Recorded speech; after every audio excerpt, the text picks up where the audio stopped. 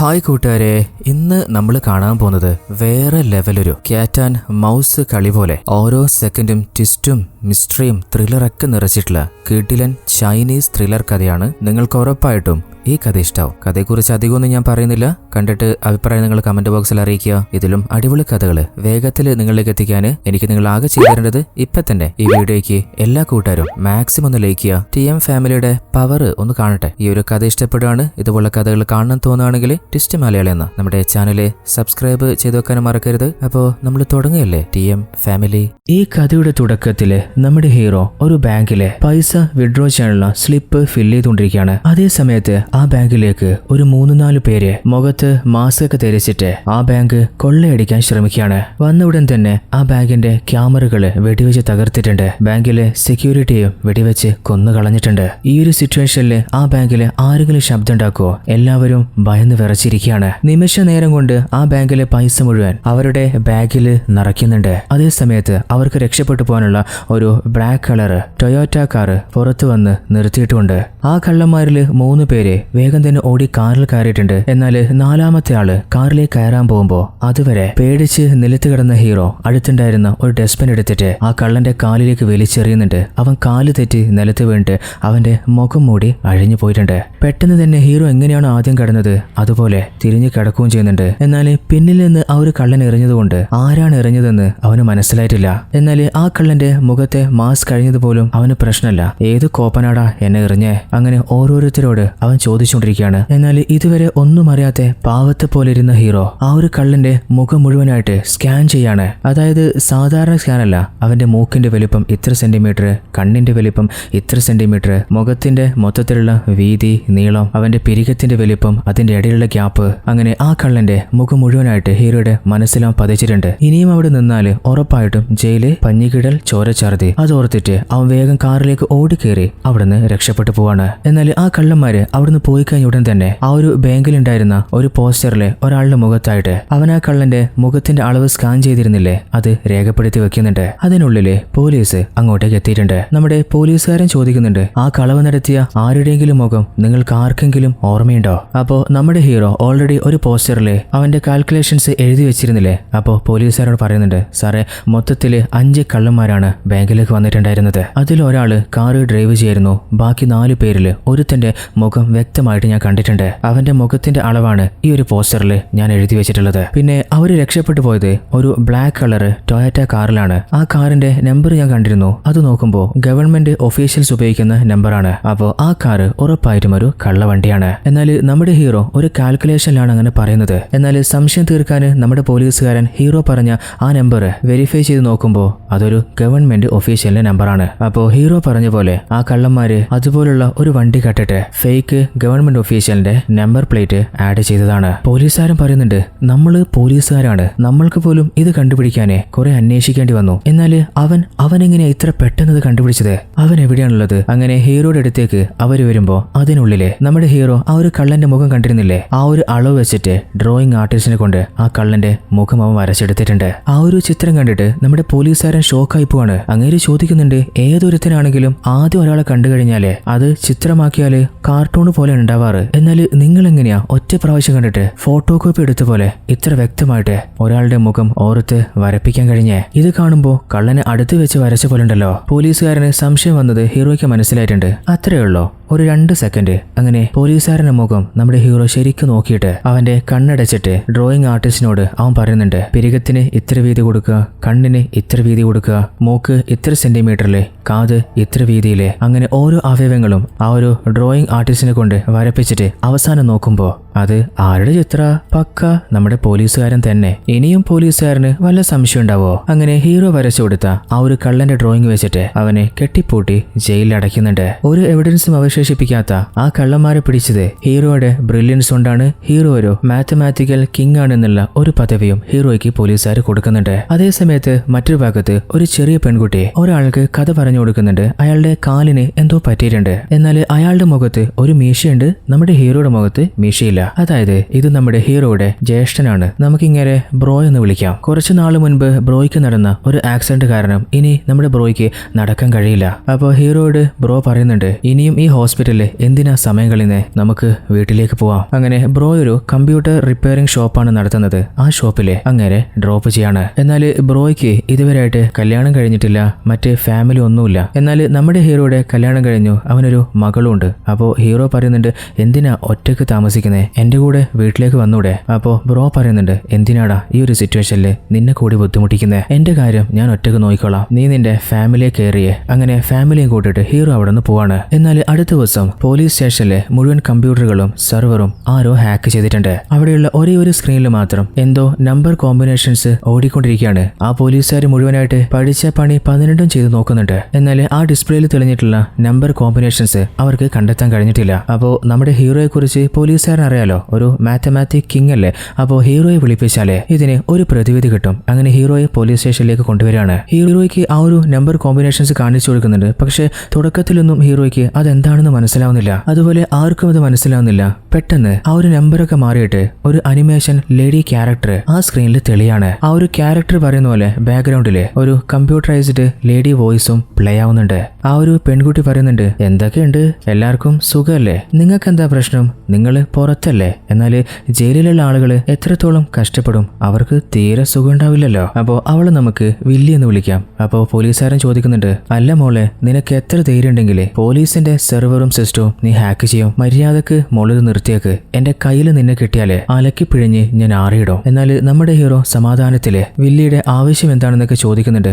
അപ്പോ വില്ലി ചോദിക്കുന്നുണ്ട് ആഹാ അതാരാ, നമ്മുടെ കണക്ക് മാസ്റ്ററാ, നീയൊക്കെ എന്ത് ജീവിതടാ ജീവിക്കുന്നേ, മറ്റൊരുത്തിന്റെ ജീവിതം തകർത്തിട്ട് നിനക്ക് കിങ് ആവണാ. അപ്പോ വില്ലത്തേക്ക് ഹീറോയോട് ദേഷ്യം വരണമെന്നുണ്ടെങ്കിലേ, അതുപോലെ ജയിലിനെ കുറിച്ചും അവള് പറഞ്ഞിട്ടുണ്ടെങ്കിലേ, ഹീറോ പോലീസിനെ സഹായിച്ചത് ആ ഒരു കള്ളനെ പിടിച്ചു കൊടുക്കാനല്ലേ. അപ്പോ വില്ലെത്തി ആ കള്ളനുമായിട്ട് ബന്ധപ്പെട്ട ആരോ ആണ്. അപ്പോ പോലീസുകാരൻ ചോദിക്കുന്നുണ്ട് ആ ഒരു കള്ളനെ റിലീസ് ചെയ്യാൻ വേണ്ടിയിട്ടാണോ നീ വിളിച്ചേ. അപ്പോ അവള് പറയുന്നുണ്ട് ആഹാ നിങ്ങൾ കൊള്ളാല, ഇത്ര പെട്ടെന്ന് കണ്ടുപിടിച്ചാ. അപ്പോ അത് തന്നെ പെട്ടെന്ന് അങ്ങനെ റിലീസ് ചെയ്തേക്ക്. എന്നാൽ അവള് പറയുന്നത് കേൾക്കാതെ നമ്മുടെ പോലീസുകാരൻ മറ്റൊരു ഓഫീസർ വിളിച്ചിട്ട് ആ ഒരു വില്ലത്തിയുടെ IP അഡ്രസ് കണ്ടുപിടിക്കേ, അവളുടെ ലൊക്കേഷൻ ട്രേസ് ചെയ്യേ. എന്നാൽ നമ്മുടെ വില്ലി പറയാണ് ആഹാ സാറിന് IP അഡ്രസ് ആണ് വേണ്ടേ, അതിന് എന്നോട് ചോദിച്ചാ പോരെ, വെറുതെ എന്തിനാ ആ ഓഫീസറെ ബുദ്ധിമുട്ടിക്കുന്നേ, ഞാൻ തരാലോ, സ്ക്രീനിലുണ്ട്, സാർ അത്ര കൊമ്പത്തെ ആളാണെങ്കിൽ പറ്റുമെങ്കിൽ സാറ് കണ്ടുപിടിക്കേ. ആ ഒരു IP അഡ്രസ് വെച്ചിട്ട് അസിസ്റ്റന്റ് പോലീസ് നമ്മുടെ പോലീസുകാരനെ ആ ഒരു വില്ലിയുടെ അഡ്രസ് ഒരു പേപ്പർ എഴുതി കൊടുക്കുന്നുണ്ട്. എന്നാൽ പോലീസുകാരൻ ആ ഒരു പേപ്പർ നോക്കുമ്പോൾ പോലീസുകാരന്റെ കയ്യിലുള്ള പേപ്പറിന്റെ അതേ പിക്ചർ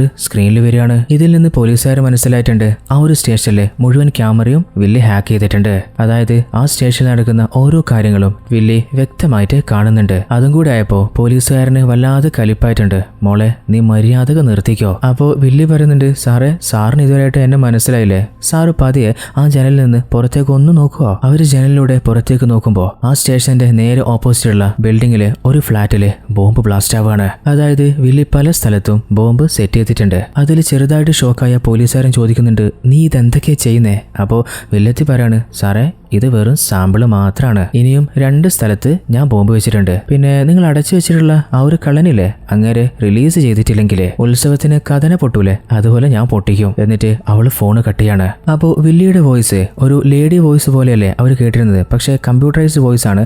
അപ്പോൾ ശരിക്കും സംസാരിച്ചത് ഒരു പെണ്ണാണെന്ന് ചെക്ക് ചെയ്യുമ്പോൾ സംസാരിക്കുന്നത് ഒരു പെണ്ണ് തന്നെയാണ്, പക്ഷെ അത് കമ്പ്യൂട്ടറൈസ്ഡ് വോയിസ് ആയതുകൊണ്ട് കറക്റ്റ് ആ ഒരു പെണ്ണിന്റെ വോയിസ് അവർക്ക് ഡിറ്റക്ട് ചെയ്യാൻ കഴിയുന്നില്ല. അതുപോലെ ഇവർക്കൊരു സംശയമില്ലേ പെണ്ണ് തന്നെയാണ് വിളിച്ചതെന്ന്. അപ്പൊ അത് തെളിയിക്കുന്ന രീതിയില് ഓൾറെഡി വില്ലി അവളുടെ ഒരു IP അഡ്രസ് കൊടുത്തിട്ടില്ലേ, ആ ഒരു ലൊക്കേഷൻ എവിടെയാന്ന് അവർ ചെക്ക് ചെയ്ത് നോക്കുമ്പോൾ അതൊരു പെൺകുട്ടിയുടെ ഐഡിയ ആണെന്നും മാഞ്ചസ്റ്ററിലെ ഒരു സിറ്റിയിലാണ് അവൾ ഉള്ളതെന്നും പോലീസുകാർക്ക് മനസ്സിലായിട്ടുണ്ട്. അത് ഏതാണ് പെൺകുട്ടി എന്ന് നോക്കുമ്പോൾ ഇപ്പോ ബാങ്ക് കവർച്ച നടത്തിയ കള്ളനെ ജയിലിൽ അടച്ചിട്ടില്ലേ, ആ കള്ളന്റെ ഒരേ ഒരു മകള് തന്നെയാണത്. 3 മാസം മുമ്പാണ് അവള് മാഞ്ചസ്റ്ററിൽ നിന്ന് ചൈനയിലേക്ക് വന്നത്. അപ്പോൾ തന്റെ അച്ഛനെ രക്ഷിക്കാൻ വേണ്ടിയിട്ടാണ് അവളിപ്പോ ഒരു വില്ലിയായിട്ട് മാറിയതെന്ന് നമ്മുടെ പോലീസുകാരന് മനസ്സിലായിട്ടുണ്ട്. അപ്പോൾ പോലീസുകാരൻ നേരെ നമ്മുടെ കള്ളാപ്പിന്റെ അടുത്ത് പോവാണ്. എന്നിട്ട് ചോദിക്കുന്നുണ്ട്, നിന്റെ ജീവിതം ഒരു കള്ളനായിട്ട് നീ നശിപ്പിച്ചു. നിന്റെ മകളെയും നീ അങ്ങനെയാണോടെ വളർത്തി വെച്ചിട്ടുള്ളത്. ഓൾറെഡി അവളിപ്പോ ഒരു ബിൽഡിങ്ങില് ബോംബ് ബ്ലാസ്റ്റ് ചെയ്തിട്ടുണ്ട്. ഇനിയും 2 സ്ഥലത്ത് ബോംബ് വെച്ചിട്ടുണ്ട് എന്നൊക്കെ അവള് പറയുന്നുണ്ട്. ഇനി നിന്നെ റിലീസ് ചെയ്തിട്ടില്ലെങ്കിൽ അവള് അതും പൊട്ടിക്കുന്നു. എന്താ അച്ഛനും മോളും കൂടി വില്ലനും പോലീസും കളിക്കാൻ നോക്കുക? മര്യാദക്ക് നിന്റെ മോള് എവിടെയാന്ന് എങ്ങ് പറയടാ. അപ്പോ അങ്ങേര് പറയുന്നുണ്ട്, എന്നോട് ചോദിച്ചാല് എനിക്ക് എങ്ങനെയാ സാറേ അറിയാ? ഞാനെവിടെയാ? പാർക്കില, ജയിലിലല്ലേ? ഒരു കാര്യം ചെയ്, സാർ എന്നെ അങ്ങ് റിലീസ് ചെയ്. അപ്പോ എന്റെ മോള് ഒന്നും ചെയ്യൂല, അവള് നല്ല കുട്ടിയാ സാറേ. അത് കേട്ടപ്പോ വല്ലാതെ കലിപ്പായ പോലീസുകാരൻ പറയുന്നുണ്ട്, നിനക്കുള്ള വടയും ചായ ഞാൻ തരാം. പിന്നെ നിന്റെ മോളില്ലേ, അവളുടെ ശവേ ഇനി നിന്നെ ഞാൻ കാണിക്കൂ. അങ്ങനെ പോലീസുകാരൻ സ്റ്റേഷനിലേക്ക് നോക്കുമ്പോ വീണ്ടും സ്ക്രീനില് ആ ഒരു വില്ലിയുടെ അനിമേഷൻ ക്യാരക്ടർ വന്നിട്ടുണ്ട്. അതുപോലെ ഒരു വോയിസും പ്ലേ ആവാണ്. എന്തൊക്കെയുണ്ട് പോലീസുകാരാ? ഞാന് നേരത്തെ ഒരു കാര്യം ചോദിച്ചില്ലേ, അതിപ്പോ എന്തായി? എന്നാൽ പോലീസുകാരൻ നല്ല കലിപ്പിലല്ലേ? പോലീസുകാരൻ അവളെ പച്ചത്തെറിയും പറഞ്ഞിട്ട്, കുഞ്ഞു മോളെ നിന്നെങ്ങാൻ എന്റെ കയ്യിൽ കിട്ടിയാല് നീ പിന്നെ തീർന്ന്. എന്നാൽ അതിനുള്ളില് വില്ലി ഫോണ് കട്ടിയാണ്. അപ്പോ പോലീസുകാരൻ ചെറുതായിട്ട് പേടിക്കുന്നുണ്ട്, ഇനിയെങ്ങാനും അവള് ദേഷ്യത്തില് ആ ഒരു ബോംബ് ബ്ലാസ്റ്റ് ചെയ്താലോ? എന്നാൽ പോലീസുകാരന്റെ മുഖഭാവവും റിയാക്ഷൻസ് ഒക്കെ ഓൾറെഡി ഹാക്ക് ചെയ്ത ക്യാമറയിലൂടെ വില്ലി കാണുന്നുണ്ട്. അപ്പോ അവള് വീണ്ടും കോളിയാണ്. അപ്പോ പോലീസുകാരൻ സമാധാനത്തില്, നിനക്ക് എന്താ വേണ്ടെന്ന് ചോദിക്കുമ്പോ വില്ലി പറയാണ്, കുറച്ചു നേരത്തെ ഏതോ ഒരുത്തൻ എന്നെ അലക്കുന്ന പിഴിയുന്ന എന്തോ പറയുന്നുണ്ടായിരുന്നല്ലോ, ആ കോപ്പൻ അവനെവിടെ? അപ്പൊ പോലീസുകാരൻ പറയുന്നുണ്ട്, ആരാ നിന്നോട് അങ്ങനെ പറഞ്ഞ? നീ ഒരു പാവല്ലേ, നിന്റെ അച്ഛനെ രക്ഷിക്കാൻ വേണ്ടിയിട്ടാണ് നീ മരണക്കളിയൊക്കെ ചെയ്യുന്നത്. ആ നിന്നെ പിടിക്കുന്നൊക്കെ ഇവരിൽ ആരാ പറഞ്ഞേ? ഇത് കാണുമ്പോ അന്യൻ സിനിമയില് കുറെ നടന്മാരെ കണ്ടിട്ടുണ്ട്, പക്ഷെ നിന്നെ പോലൊരു നടനെ ഞാൻ കണ്ടിട്ടില്ലടാ എന്നൊക്കെ നമുക്ക് തോന്നും. നമ്മുടെ പോലീസുകാരൻ പറയുന്നുണ്ട്, നിനക്കറിയായിരിക്കും ഒരു കുറ്റവാളിയെ അങ്ങനെ പെട്ടെന്ന് റിലീസ് ചെയ്യാൻ പറ്റില്ല, കുറച്ചധികം പ്രൊസീജിയേഴ്സ് ഇല്ലേ, അതുകൊണ്ട് കുറച്ചൊന്ന് നിനക്ക് വെയിറ്റ് ചെയ്യാൻ പറ്റുമോ? അപ്പോ വില്ലി ചോദിക്കുന്നുണ്ട്, അല്ല സാറേ, ഞാനെന്താ ഇവിടെ കടല് വെക്കാൻ വന്നതാ? എന്നോട് ബാർഗെയിൻ ചെയ്യുന്നു. പിന്നെ സാറ് കാണുമ്പോഴും ചെറിയൊരു പാവം തോന്നുന്നുണ്ട്, അതുകൊണ്ട് നമുക്കൊരു ചെറിയ ഗെയിം കളിക്കാം. സാറിന്റെ അടുത്തൊരു കണക്കിൽ പുലിയില്ലേ, അവനല്ലേ എന്റെ അച്ഛനെ കുടിക്കേ. അപ്പോ അവന് നമുക്ക് 2 ഇക്വേഷൻസ് കൊടുക്കാം. അപ്പോ 30 മിനിറ്റിനുള്ളിലെ ആ ഇക്വേഷൻസ് സോൾവ് ചെയ്യാൻ അവന് കഴിയുകയാണെങ്കിൽ രണ്ടാമത്തെ ബോംബ് ഞാൻ എവിടെയാണ് വെച്ചതെന്ന് ഞാനങ്ങ് പറഞ്ഞുതരാം. ഇനി 30 മിനിറ്റില് സോൾവ് ചെയ്യാൻ കഴിഞ്ഞിട്ടില്ലെങ്കിൽ പിന്നെ നടക്കുന്നതിന് ഞാൻ ഉത്തരവാദി ആയിരിക്കില്ല. എന്നിട്ട് വില്ലി 2 ഇക്വേഷൻസ് ഡിസ്പ്ലേയിൽ ഷോ ചെയ്യുന്നുണ്ട്. അതിൽ ആദ്യത്തേത് ഹീറോ സോൾവ് ചെയ്താല് എവിടെയാണ് ബോംബ് വെച്ചിട്ടുള്ളത് ആ ലൊക്കേഷൻ അവള് പറഞ്ഞു കൊടുക്കും. അതായത് ബോംബ് ഇപ്പോ ബസ് സ്റ്റാൻഡിലാണെങ്കിൽ ബസ് സ്റ്റാൻഡിൽ ഉണ്ട് എന്ന് പറഞ്ഞു കൊടുക്കും. അതേത് ബസ് സ്റ്റാൻഡിലാണ്, ബസ് സ്റ്റാൻഡിൽ എവിടെയാണെന്ന് മനസ്സിലാവണമെങ്കിൽ രണ്ടാമത്തെ ഇക്വേഷൻ സോൾവ് ചെയ്യണം. അങ്ങനെ ടൈമർ ഓൺ ആവാണ്. നമ്മുടെ ഹീറോ പരിപാടി തുടങ്ങുകയും ചെയ്യുന്നുണ്ട്. എന്നാൽ അതിനുള്ളില് നമ്മുടെ വില്ലന്റെ വീട്ടിലേക്ക് വില്ലിയെ കുറിച്ച് അന്വേഷിക്കാന് അയൽവാസികളോട് ചില പോലീസുകാര് അവളെ കുറിച്ച് ചോദിക്കുന്നുണ്ട്. അപ്പൊ അവര് പറയാണ്, 2-3 മാസം മുമ്പ് അവളെ ഇവിടെ കണ്ടിട്ടുണ്ടായിരുന്നു. അതിനുശേഷം ഇവളെ കണ്ടിട്ട് ഇപ്പോ കുറെ നാളായി വേറെ ഒരു അറിവുമില്ല. എന്നാൽ മറ്റൊരു ഭാഗത്ത് നമ്മുടെ ഹീറോയെ ഹെൽപ്പ് ചെയ്യാന് ആ നാട്ടിലെ കണക്കിലെ ചില പുലികളെ നമ്മുടെ പോലീസുകാരൻ കൂട്ടിയിട്ട് വന്നിട്ടുണ്ട്. ആ കാഴ്ച നമ്മുടെ വില്ലിയും കണ്ടിട്ടുണ്ട്. അപ്പോ പോലീസുകാരോട് വില്ലി ചോദിക്കുന്നുണ്ട്, അല്ല സാറേ, നിങ്ങളുടെ ഉദ്ദേശം എന്താ? അവൻ ഒറ്റയ്ക്കല്ലേ എന്റെ അച്ഛനെ കുടിക്കിയത്? അവൻ ഒറ്റക്ക് അത് തെളിയിക്കട്ടെ. മര്യാദക്ക് നിങ്ങൾ തന്നെ അവരെ അവിടുന്ന് പറഞ്ഞു വിട്ടേക്ക്, ഇല്ലെങ്കിൽ ഇപ്പോ ഞാൻ ബോംബ് പൊട്ടിക്കും. പോലീസുകാരന് വേറെ വഴിയില്ല, കൂട്ടിക്കൊണ്ടുവന്ന ആളുകളെ അങ്ങേര് തന്നെ പറഞ്ഞയക്കാണ്. നമ്മുടെ ഹീറോ അതിനുള്ളിൽ എങ്ങനെയോ കഷ്ടപ്പെട്ടിട്ട് ഫസ്റ്റ് ഇക്വേഷൻ സോൾവ് ചെയ്തിട്ടുണ്ട്. അപ്പോ വില്ലി പറയുന്നുണ്ട്, അടിപൊളി. അപ്പോ ബോംബുള്ളത് മ്യൂസിയത്തിലാണ്. അങ്ങനെ എല്ലാ പോലീസും മ്യൂസിയത്തിലേക്ക് പോകുന്നുണ്ട്. എന്നാൽ മ്യൂസിയത്തിൽ എവിടെയാണ് ബോംബുള്ളതെന്ന് അറിയണമെങ്കിൽ ഹീറോ രണ്ടാമത്തെ ഇക്വേഷൻ സോൾവ് ചെയ്യണം. ഇനി ആകെ 30 മിനിറ്റില് 12 മിനിറ്റ് മാത്രമേ ബാക്കിയുള്ളൂ. ഓൾറെഡി പുറപ്പെട്ട പോലീസ് മ്യൂസിയത്തിൽ എത്താൻ ഏകദേശം അരമണിക്കൂറാവും. എന്നാൽ അവരെത്തുന്നതിന് മുൻപ് ഹീറോ ആ ഒരു ഇക്വേഷൻ സോൾവ് ചെയ്ത് ബോംബുള്ള കറക്റ്റ് പ്ലേസ് വില്ലി പറഞ്ഞു കൊടുത്താൽ മാത്രമേ പോലീസുകാർക്ക് അത് ഡിഫ്യൂസ് ചെയ്യാൻ കഴിയൂ. ഹീറോയും മാക്സിമം ശ്രമിച്ചു നോക്കുന്നുണ്ട്. ഇനിയാണെങ്കിൽ ആകെ 4 മിനിറ്റ് മാത്രമേ ബാക്കിയുള്ളൂ. എന്നാൽ അപ്പോ ഹീറോ ഒന്നും ചെയ്യാതെ ചെയറിൽ വെറുതെ അങ്ങനെ ഇരിക്കുകയാണ്. ആ സമയത്ത് അവന്റെ മൈൻഡിലൂടെ ഒരു ഫ്ലാഷ് ബാക്ക് ഓടുന്നുണ്ട്. അതായത് ഹീറോയുടെ ചെറുപ്പത്തിലെ 1993 ഹീറോയുടെ അച്ഛൻ ഹീറോയ്ക്കും അവന്റെ ഏട്ടനും ഒരു ഇക്വേഷൻ കൊടുത്തിട്ട്, ഇത് ആദ്യം ആര് സോൾവ് ചെയ്യുന്നു അവർക്ക് ഒരു സമ്മാനം ഞാൻ തരും. ആ ഒരു ഇക്വേഷൻ സോൾവ് ചെയ്യുന്നത് നമ്മുടെ ബ്രോയാണ്. എന്നാൽ ബ്രോ ആ ഇക്വേഷൻ സോൾവ് ചെയ്തിട്ട് അത് ശരിയാണോ തെറ്റാണോ എന്ന് പോലും ചോദിക്കാതെ ടേബിളിലുണ്ടായിരുന്ന അച്ഛൻ പറഞ്ഞ സമ്മാനം ആപ്പിള് കോൺഫിഡന്റോടെ അവൻ എടുത്ത് കഴിക്കുകയാണ്. അപ്പോഴാണ് ഹീറോയ്ക്ക് മനസ്സിലായത് തന്റെ ബ്രദർ ആള് പുലിയാണ്. അങ്ങനെ ഏട്ടനോട് ഹെൽപ്പ് ചോദിച്ചിട്ടുണ്ട്. ഏട്ടനെ പോലെ എനിക്കും മാത്സ് പഠിപ്പിച്ചു തരുമോ? ആയിക്കോട്ടെ, നിനക്കതിനുള്ള കഴിവുണ്ടോന്ന് ഞാനൊരു ചോദ്യം നിന്നോട് ചോദിക്കാം. അതായത് നിന്റെ കയ്യിൽ ഒരു സ്റ്റവ്, ഒരു പാത്രം, ഒരു വെള്ളം വരുന്ന ടാപ്പ്, അതുപോലെ ലൈറ്റ് കത്തിക്കാൻ ഒരു ലൈറ്റർ, ഇത് 4 തന്നിട്ട് ആ പാത്രത്തിലെ വെള്ളം മുഴുവൻ ചൂടാക്കണമെങ്കിൽ നീ എന്താ ചെയ്യാ? അപ്പോ ഹീറോ പറയുന്നുണ്ട്, ടാപ്പിൽ വരുന്ന വെള്ളം പാത്രത്തിൽ പിടിച്ചിട്ട് പാത്രം സ്റ്റൗവിൽ വെച്ചിട്ട് തീ കൊടുത്ത് ചൂടാക്കും. Okay, perfect. എന്നാൽ നിന്റെ കയ്യിലെ പാത്രത്തില് പകുതി വെള്ളം നിറച്ചിട്ട് ഞാൻ തരികയാണ്. എന്നാൽ എനിക്ക് ആ പാത്രത്തില് മുഴുവൻ വെള്ളവും ചൂടാക്കണം. അപ്പൊ നീ എന്ത് ചെയ്യും? വേറെന്ത് ചെയ്യാനാ? ബാക്കി വെള്ളം കൂടി നിറച്ചിട്ട് സ്റ്റൗവിൽ വെച്ച് ചൂടാക്കും. എന്നാല് ആ ഒരു കാൽക്കുലേഷൻ അത് തെറ്റാണ്. അതായത് കണക്കിന്റെ കാര്യം വരുമ്പോ നിന്റെ പാത്രത്തിലെ ബാക്കി വെള്ളം നീ മറച്ചു കളയാ. അപ്പോ നീ ഫസ്റ്റ് ചെയ്തതുപോലെ നിന്റെ കയ്യിൽ എംറ്റി പാത്രം ഉണ്ടാവും. അപ്പോ ഒരു പ്രാവശ്യം നീ അത് നിറച്ച് ചൂടാക്കിയില്ലേ, അതുപോലെ നിനക്ക് വീണ്ടും എളുപ്പത്തിൽ ചെയ്യാൻ കഴിയും. ആ ഒരു ടെക്നിക്ക് ഉപയോഗിച്ചിട്ട് ഹീറോ രണ്ടാമത്തെ ആ ഒരു ഇക്വേഷൻ സോൾവ് ചെയ്യാണ്. അതായത് ഓൾറെഡി കൊടുത്ത ഒരു ഇക്വേഷനിൽ നിന്ന് ചിലത് കുറയ്ക്കുകയാണെങ്കിൽ എളുപ്പത്തിൽ അത് സോൾവ് ചെയ്യാൻ കഴിയും. അപ്പോൾ വില്ല് കൊടുത്ത ഇക്വേഷനിൽ നിന്ന് ചില കാര്യങ്ങൾ അവൻ കുറയ്ക്കുമ്പോൾ ആ ഒരു ഇക്വേഷനും അവന് സോൾവ് ചെയ്യാൻ കഴിയുന്നുണ്ട്. അത് കണ്ടപ്പോൾ വില്ലിയും ആ ഒരു ബോംബിന്റെ എക്സാക്ട് ലൊക്കേഷൻ പറഞ്ഞു കൊടുക്കുകയാണ്. അത് പൊട്ടുന്നതിന്റെ സെക്കൻഡ് മുൻപ് നമ്മുടെ പോലീസുകാരൻ ഒരു അപകടമില്ലാതെ ജനങ്ങളെ മുഴുവനായിട്ട് രക്ഷിക്കുകയാണ്. ഇപ്പോൾ ഓൾറെഡി 2 ബോംബ് ബ്ലാസ്റ്റ് ആയില്ലേ, ഇനിയും ഒരു സ്ഥലത്ത് ബോംബ് വെച്ചിട്ടുണ്ട് എന്ന് വില്ലി പറഞ്ഞിട്ടില്ലേ. അപ്പോൾ പ്രശ്നം ഇനിയും തീർന്നിട്ടില്ല. വില്ലി ഉടനെ തന്നെ പുതിയൊരു ഇക്വേഷനും കൂടി സ്ക്രീനിൽ ഷോ ചെയ്യാണ്. എന്നിട്ട് പറയുന്നുണ്ട് 1 മണിക്കൂർ സമയം, അതിനുള്ളിൽ ഈ ഇക്വേഷൻ സോൾവ് ചെയ്യണം. എന്നാൽ അത് കണ്ടപ്പോൾ ഹീറോ ഷോക്കായി പോയിട്ടുണ്ട്. അതായത് ആ ഒരു ഇക്വേഷൻ കണ്ടുപിടിച്ച ആൾക്ക് വരെ ഇതുവരെ അത് സോൾവ് ചെയ്യാൻ കഴിഞ്ഞിട്ടില്ല. ആ ഒരു ഇക്വേഷൻ കണ്ടപ്പോൾ ഹീറോ പറയുന്നുണ്ട് 1 മണിക്കൂറല്ല 10 മണിക്കൂർ നീ ഇനി തന്നാലും എനിക്കിത് സോൾവ് ചെയ്യാൻ കഴിയില്ല. നിനക്ക് കുറച്ചെങ്കിലും മനസാക്ഷി ഉണ്ടോ? എന്നാൽ വില്ലി പറയുന്നുണ്ട് എനിക്കതൊന്നും അറിയില്ല, ഞാൻ പറഞ്ഞ പോലെ 1 മണിക്കൂർ. എന്നിട്ട് അവൾ ഫോണ് കട്ട് ചെയ്യാണ്. അപ്പോൾ പോലീസുകാരൻ പറയുന്നുണ്ട് സോൾവ് ചെയ്യാൻ മാക്സിമം ശ്രമിക്കേ. എന്നിട്ട് അസിസ്റ്റന്റ് ഓഫീസറോട് വില്ലിയുടെ ലൊക്കേഷൻ കണ്ടെത്താൻ പറ്റിയോ? അപ്പോൾ അവര് പറയുന്നുണ്ട് കുറെ നേരമായിട്ട് ട്രൈ ചെയ്യാണ്. അവൾക്ക് ഹാക്കിങ്ങില് നല്ല ഐഡിയ ഉണ്ടെന്ന് തോന്നുന്നുണ്ട്. കാരണം കുറെ അധികം സെക്യൂരിറ്റികൾ അവള് സെറ്റ് ചെയ്തിട്ടുണ്ട്. കുറച്ചു സമയത്തിനുള്ളിൽ എങ്ങനെയും അവളെ ലോക്ക് ചെയ്യാം. എന്നാൽ നമ്മുടെ പോലീസുകാരൻ വില്ലെത്തി ആദ്യമായിട്ട് ഒരു അപ്പാർട്ട്മെന്റില് ബോംബ് ബ്ലാസ്റ്റ് ചെയ്തിട്ടില്ലേ, അപ്പോൾ ആ ബോംബ് ഫിറ്റ് ചെയ്ത വില്ലിയുടെ മുഖം CCTVയിൽ നോക്കിയിട്ട് കണ്ടുപിടിക്കാൻ നമ്മുടെ പോലീസുകാരൻ നേരത്തെ ഓർഡർ കൊടുത്തിട്ടുണ്ട്. അപ്പോഴാണ് അവർക്ക് മനസ്സിലാവുന്നത് കഴിഞ്ഞ 3 ദിവസം മുൻപ് ആ ഒരു ബിൽഡിങ്ങിലെ മെയിൻ്റെനൻസ് വർക്കിന് വേണ്ടിയിട്ട്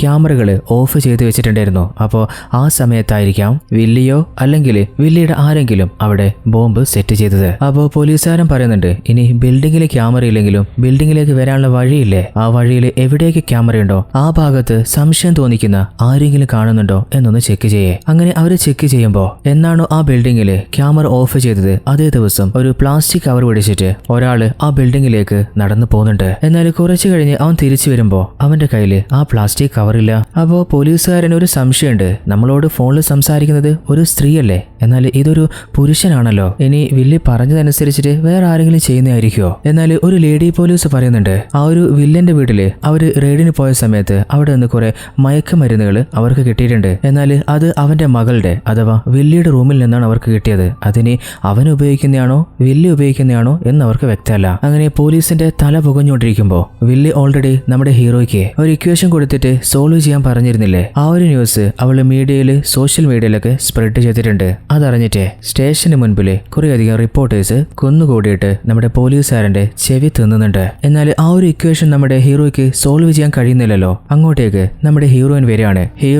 ഹീറോയിനും അതുപോലെ ഹീറോയുടെ ബ്രദറും ഒന്നിച്ച് പഠിച്ചവരാണ്. അപ്പോൾ ഹീറോയിന് ഉറപ്പാണ് ഹീറോയ്ക്ക് ആ ഒരു ഇക്വേഷൻ സോൾവ് ചെയ്യാൻ കഴിയില്ല. അവള് പറയുന്നുണ്ട് നിങ്ങളുടെ ഏട്ടന് മാത്രമേ ഈ ഒരു ഇക്വേഷൻ സോൾവ് ചെയ്യാൻ കഴിയൂ, അപ്പോൾ അങ്ങേരോട് ഒരു സഹായം ചോദിക്കേ. എന്നാൽ കാല് വയ്യാത്ത നമ്മുടെ ബ്രോയെ കാണാന് ഹീറോയും പോലീസുകാരൻ വരികയാണ്. പോകുന്ന വഴിക്ക് പോലീസുകാരന് ഒരു സംശയമുണ്ട്. അതായത് ഹീറോ യൂണിവേഴ്സിറ്റിയിലൊക്കെ പഠിച്ചിട്ട് ഗോൾഡ് മെഡലൊക്കെ വാങ്ങിയിട്ടുണ്ട്, എന്നിട്ടും ആ ഒരു ഇക്വേഷനെ ഹീറോയ്ക്ക് സോൾവ് ചെയ്യാൻ കഴിയില്ല എന്ന് നിങ്ങൾ പറയുന്നത്. എന്നാൽ ഹീറോയുടെ ഏട്ടന് അവൻ സ്കൂൾ വരെ പഠിച്ചിട്ടുള്ളൂ, പിന്നെ അവൻ എങ്ങനെയാ ആ ഒരു ഇക്വേഷൻ സോൾവ് ചെയ്യാൻ കഴിയുക? അപ്പോൾ എന്തുകൊണ്ടാണ് ഏട്ടന് സ്കൂളിൽ പോകാൻ പറ്റാതിരുന്നതെന്ന് ഹീറോയിൻ പോലീസുകാരനോട് പറയുന്നുണ്ട്. അതായത് ഹീറോയിന്റെയും ഏട്ടന്റെയും അച്ഛനെ അസുഖം വല്ലാതെ ബാധിച്ച സമയം, അതായത് 1995 ഹീറോയുടെ കുടുംബം അച്ഛൻ നോക്കിയത് ഒരു കട നടത്തിയിട്ടാണ്. അപ്പോൾ അച്ഛന് വയ്യാത്തതുകൊണ്ട് ആരെങ്കിലും ആ കട നോക്കാന് പഠനം സ്റ്റോപ്പ് ചെയ്യണം. അപ്പോൾ അത് ആരാണെന്ന് നിങ്ങൾ തന്നെ തീരുമാനിച്ചോ. എന്നിട്ട് ഒരു പാത്രത്തിലെ അപ്പ് എന്നും ഡൗൺ എന്നും 2 പേപ്പറിൽ എഴുതിയിട്ട് അവർക്ക് കൊടുക്കുന്നുണ്ട്. എന്നാൽ ബ്രോ വേഗം എടുത്തപ്പോ ഡൗൺ എന്ന പേപ്പറാണ് കിട്ടുന്നത്. ആരാണോ ഡൗൺ എടുക്കുന്നത് അവരാണ് ഇനി അങ്ങോട്ട് കട നോക്കി നടത്തേണ്ടതെന്ന് അച്ഛൻ ഓൾറെഡി പറഞ്ഞിട്ടുണ്ട്. എന്നാൽ അത് കണ്ടപ്പോ ഏട്ടൻ പറയുന്നുണ്ട് അവന് എന്നെക്കാളും മാർക്ക് കുറവല്ലേ, അവനിനി പഠിച്ചിട്ട് എന്താ നേടാൻ പോകുന്നേ, അപ്പോ അവൻ കട നോക്കിക്കോട്ടെ, ഞാൻ കോളേജിൽ പോയിക്കോളാം. അപ്പോ ഹീറോ മറ്റൊരു പേപ്പർ എടുക്കാൻ പോകുമ്പോ അവന്റെ അച്ഛൻ പറയുന്നുണ്ട് അതിന് എന്തിനാടാ നോക്കുന്നേ, ഒരുത്തൻ ഡൗൺ എടുത്താല് മറ്റേത് അപ്പല്ലേ. അതിൽ ദേഷ്യം വന്നിട്ട് ബ്രോ അവിടുന്ന് പുറത്തേക്ക് പോവാണ്. എന്നാൽ ഹീറോയും കുറെയൊക്കെ ഏട്ടനെയും അച്ഛനെയും കൺവിൻസ് ചെയ്യാൻ നോക്കിയിട്ടുണ്ട്, പക്ഷെ കഴിഞ്ഞിട്ടില്ല.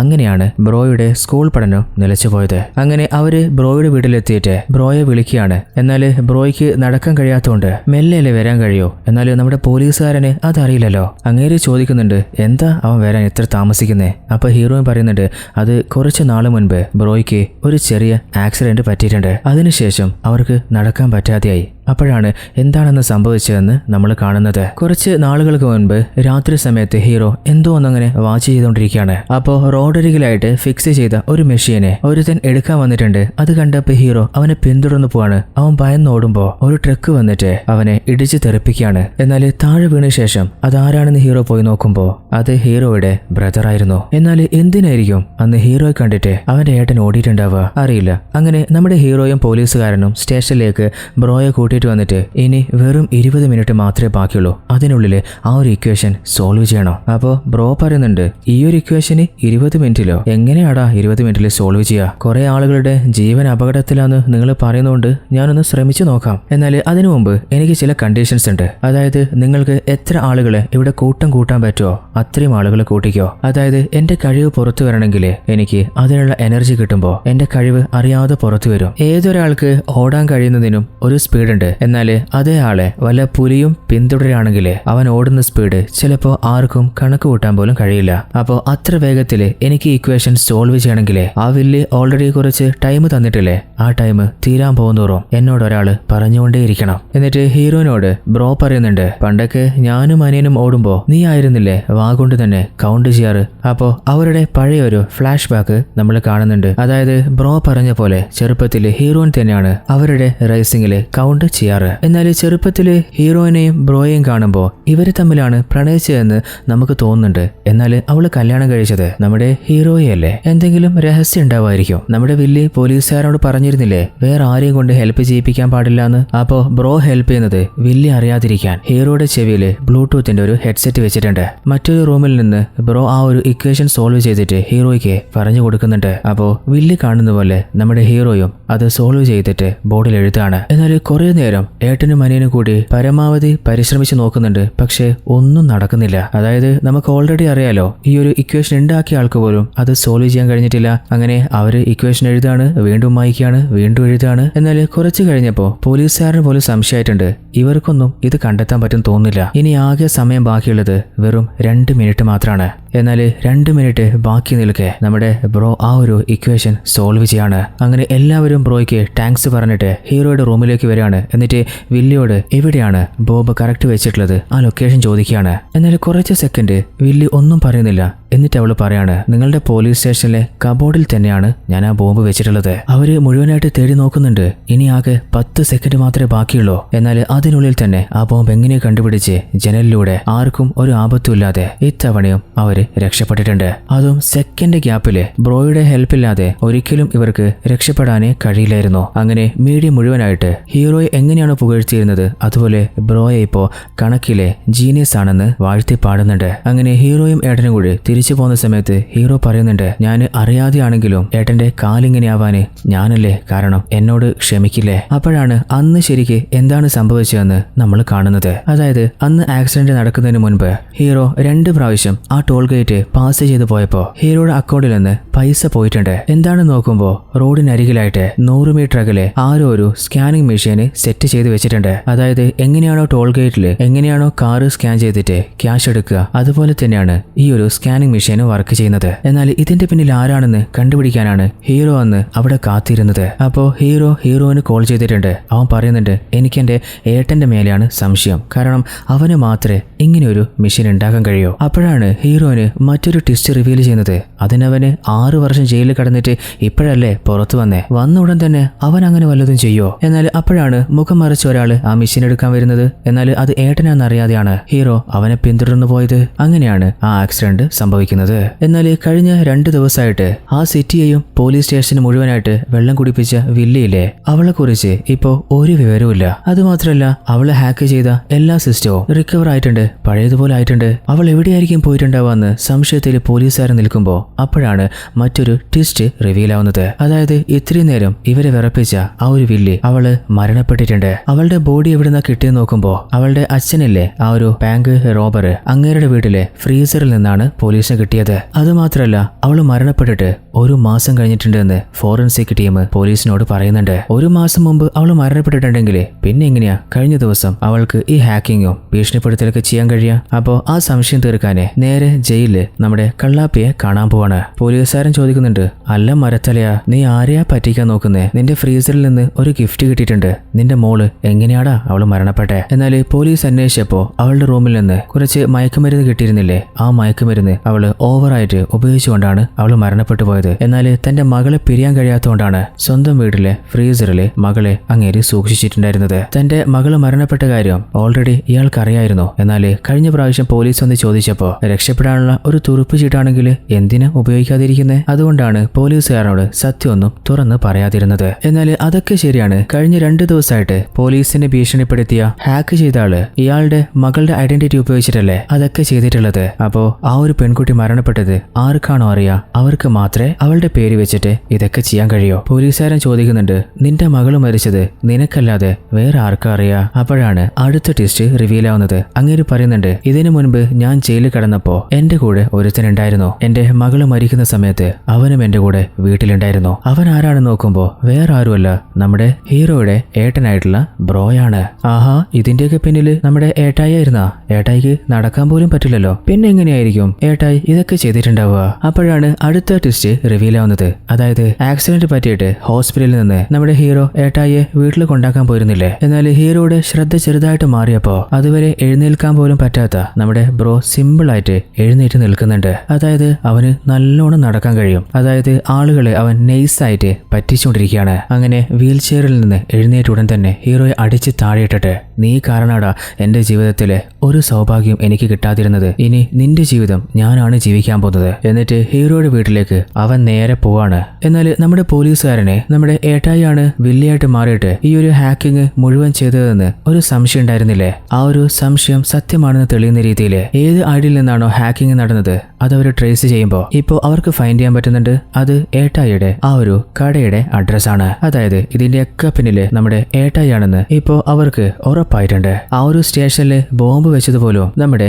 ഏട്ടായിയാണ്. അതായത് സ്റ്റേഷനിലേക്ക് വരുമ്പോൾ രഹസ്യമായിട്ട് അരയിൽ ഇറുക്കി കൊണ്ടുവന്നതാണ്. ആ ഒരു ഇക്വേഷൻ നമ്മുടെ ഏട്ടായി സോൾവ് ചെയ്തില്ലേ? ആ സമയത്ത് ഹീറോയുടെ റൂമിലേക്ക് എല്ലാ പോലീസുകാരും പോയപ്പോ നമ്മുടെ ഏട്ടായിക്ക് നല്ലോണം നടക്കാൻ കഴിയാലോ. അപ്പോൾ അരയിലായിട്ട് ഒളിപ്പിച്ച് വെച്ച ആ ഒരു ബോംബ് നൈസായിട്ട് സ്റ്റേഷനിലെ കബോർഡിൽ കൊണ്ടുപോയി വെച്ചിട്ടുണ്ട്. എന്നാൽ പോലീസ് മുഴുവനായിട്ട് ബ്ലാക്ക്മെയിൽ ചെയ്തത് അതൊരു പെണ്ണിന്റെ വോയിസ് ആയിരുന്നില്ലേ? അത് അവര് ചെക്ക് ചെയ്ത് അനലൈസ് ചെയ്തപ്പോഴും അതിന്റെ പിന്നിലെ പെണ്ണ് തന്നെയാണെന്നല്ലേ അന്ന് തെളിഞ്ഞിരുന്നത്. അത് എങ്ങനെയാണെന്ന് നോക്കുമ്പോൾ തുടക്കത്തിലെ ഹോസ്പിറ്റലായിരുന്ന ബ്രോയ്ക്ക് ഹീറോയുടെ മകള് കഥ പറഞ്ഞു കൊടുക്കുന്നത് നമ്മൾ കണ്ടിരുന്നില്ലേ? ആ സമയത്ത് അവളുടെ വോയിസ് റെക്കോർഡ് ചെയ്തിട്ട് നമ്മുടെ ഏട്ടായിക്ക് അതിലേതൊക്കെയാണോ വാക്ക് വേണ്ടത് അത് മാത്രം കട്ട് ചെയ്ത് മാറ്റിയിട്ട് അതുപയോഗിച്ചിട്ട് ഒരു കമ്പ്യൂട്ടറൈസ്ഡ് വോയിസ് അവൻ റെഡിയാക്കിയതാണ്. ഈ കാര്യമൊക്കെ നമ്മുടെ പോലീസുകാർ മനസ്സിലായപ്പോ ഹീറോയെ വിളിച്ചിട്ട് പോലീസുകാരൻ സത്യം പറയാണ്. എന്നാൽ ഇപ്പോ ഹീറോയുടെ വീട്ടില് ആരാണുള്ളത്? വേറെ ആരാ? നമ്മുടെ ഏട്ടായി തന്നെ. അപ്പൊ ഏട്ടായി ഫോൺ എടുത്തിട്ട്, ആഹാ അങ്ങനെയാണോ? എന്നാല് ഞാൻ നേരെ അവന്റെ കടയിലേക്ക് വരാം. അങ്ങനെ അവൻ പോവാൻ നിൽക്കുമ്പോ ഹീറോയിൻ പിന്നിൽ നിന്ന് അവനെ കെട്ടിപ്പിടിച്ചിട്ട്, നിങ്ങൾക്കറിയാലോ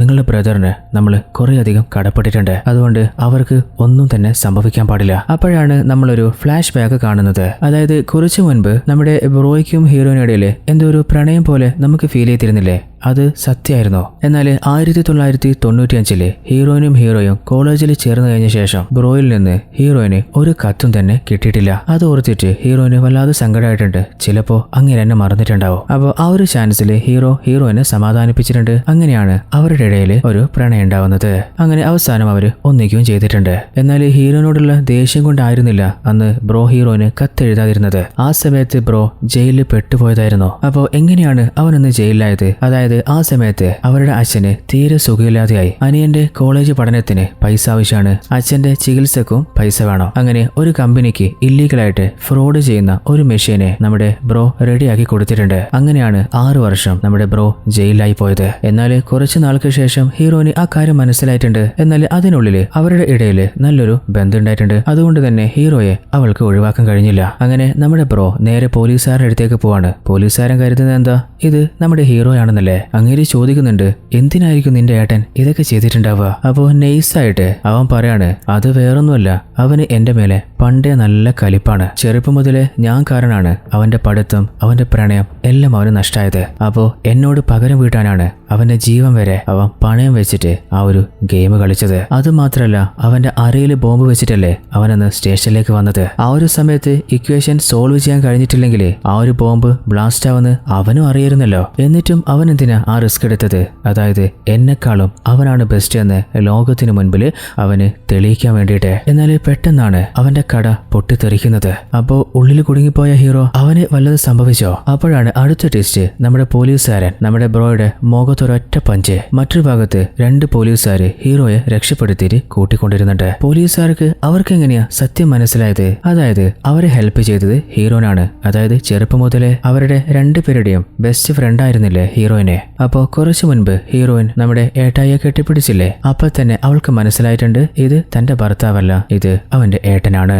ആ കാര്യം നമ്മുടെ പോലീസുകാരനോടും അവൾ വിളിച്ചു പറഞ്ഞിട്ടുണ്ട്. അപ്പോ പോലീസുകാരനും നമ്മുടെ ഏട്ടായി വരുന്നതിന് മുൻപ് തന്നെ ആ കടയിലേക്ക് 2 പോലീസുകാരെ അയച്ചിട്ട് ഹീറോയെ രക്ഷപ്പെടുത്തിയിട്ടുണ്ട്. അങ്ങനെ ഏട്ടായിയെ നേരെ ജയിലിലേക്ക് കൊണ്ടുപോവാണ്. അപ്പോഴാണ് 1995 നടന്ന ഒരു ഫ്ലാഷ് ബാക്ക് നമ്മൾ കാണുന്നത്. അതായത് ഏട്ടായി അന്ന് ഡൗൺ എന്നുള്ള ആ ഒരു കടലാസ് എടുത്തുകൊണ്ട് കോളേജിൽ പോവാന് ഏട്ടായിക്ക് കഴിഞ്ഞിട്ടില്ല. അപ്പോ ഇവരുടെ അച്ഛൻ ഹീറോയെയും ഹീറോയിനെയും കോളേജിലേക്ക് അയച്ചിട്ട് ഹീറോയ്ക്ക് ഒരു കത്ത് കൊടുത്തു വിട്ടിട്ടുണ്ട്. അതില് അച്ഛൻ എഴുതിയിട്ടുണ്ട്, ഇത്രയൊക്കെ ചെയ്ത് എനിക്ക് നിങ്ങളെ 2 പേരെ വേണമെങ്കിൽ കോളേജിലേക്ക് അയക്കാൻ കഴിയും. എന്നാൽ ഞാൻ അറിഞ്ഞുകൊണ്ടാണ് വേണമെന്ന് വെച്ചിട്ടാണ് അത് ചെയ്യാത്തത്. ഞാൻ അപ്പ് എന്നും ഡൗൺ എന്നും 2 പേപ്പറിൽ എഴുതിയിട്ട് നിങ്ങളോട് എടുക്കാൻ പറഞ്ഞില്ലേ? എന്നാൽ ആ സമയത്ത് 2 പേപ്പറിലും ഞാൻ എഴുതിയത് ഡൗൺ എന്നുള്ള വാക്ക് മാത്രമാണ്. കാരണം നിന്റെ ഏട്ടൻ ഞാൻ എങ്ങനെയാണോ എന്റെ അതേ കോപ്പിയാണ്. നിന്നെക്കാളും അവന് നല്ല കഴിവുണ്ട്. പക്ഷേ അവൻ ആ കഴിവ് ഉപയോഗിച്ചിട്ട് ഒരിക്കലും ആർക്കും നല്ലതൊന്നും ചെയ്യില്ല. എങ്ങനെയെങ്കിലും ഒരുത്തിനെ ചവിട്ടി താഴെയിട്ടിട്ട് ഉയരത്തിൽ വരണമെന്ന് മാത്രമേ അവൻ ആഗ്രഹിക്കൂ. അപ്പോ അവനെ പഠിപ്പിച്ചിട്ട് അവന് വല്ല പദവിയും കിട്ടിയാല് നാട് തന്നെ കുട്ടിച്ചോറായി പോവും. അതുകൊണ്ടാണ് നിന്നെ മാത്രം ഞാൻ പഠിക്കാൻ അയക്കുന്നത്. നീയെങ്കിലും പഠിച്ചിട്ട് ജനങ്ങൾക്ക് നല്ലത് ചെയ്യേ. അന്ന് ഹീറോയുടെ അച്ഛൻ എന്താണോ കേസ് ചെയ്തത് അതുപോലെ തന്നെയല്ലേ നമ്മുടെ ഏട്ടായും പിന്നീട് ചെയ്തു വെച്ചിട്ടുള്ളത്. ഇനി ഒരുപക്ഷെ അച്ഛനെന്ന് ഏട്ടായെ പഠിപ്പിച്ചിരുന്നെങ്കിലും ഇന്നിപ്പോ അനിയന്റെ ജീവിതം തകർക്കാൻ നോക്കിയവൻ ചിലപ്പോ വേറെ ആരുടെയെങ്കിലും ജീവിതം തകർത്തേനെ. ഇതോടുകൂടി ഈ ഒരു കഥ ഇവിടെ അവസാനിക്കുകയാണ്. നിങ്ങൾ പ്രതീക്ഷ എത്ര ട്വിസ്റ്റുകൾ ഉണ്ടായിരുന്നോ? അതുപോലെ ഈ ഒരു കഥ നിങ്ങൾക്ക് എത്രത്തോളം ഇഷ്ടമായി എന്നും എനിക്കറിയില്ല. അപ്പോ നിങ്ങൾക്ക് ഇഷ്ടപ്പെട്ടാലേ ഒരു ലൈക്ക് ചെയ്യുക. എന്തെങ്കിലും നിങ്ങൾ അഭിപ്രായങ്ങൾ കമന്റ് ചെയ്യുക. ഇതുപോലുള്ള അടിപൊളി ത്രില്ലർ കഥകള് ഇനിയും കേൾക്കണമെന്നുണ്ടെങ്കിൽ ഒന്ന് കമന്റിൽ പറയാ. വീഡിയോ ഇഷ്ടപ്പെട്ടാല് സുഹൃത്തുക്കളിലേക്ക് നിങ്ങളുടെ സോഷ്യൽ മീഡിയകളിലേക്ക് ഒന്ന് ഷെയർ ചെയ്ത് സപ്പോർട്ടും ചെയ്യുക. അപ്പോൾ മറ്റൊരു അടിപൊളി കഥയിൽ കണ്ടുമുട്ടും വരേക്കും ഇത് നിങ്ങളുടെ സ്വന്തം ഡബ്സ് മലയാളി. ടാറ്റാ, ബൈ.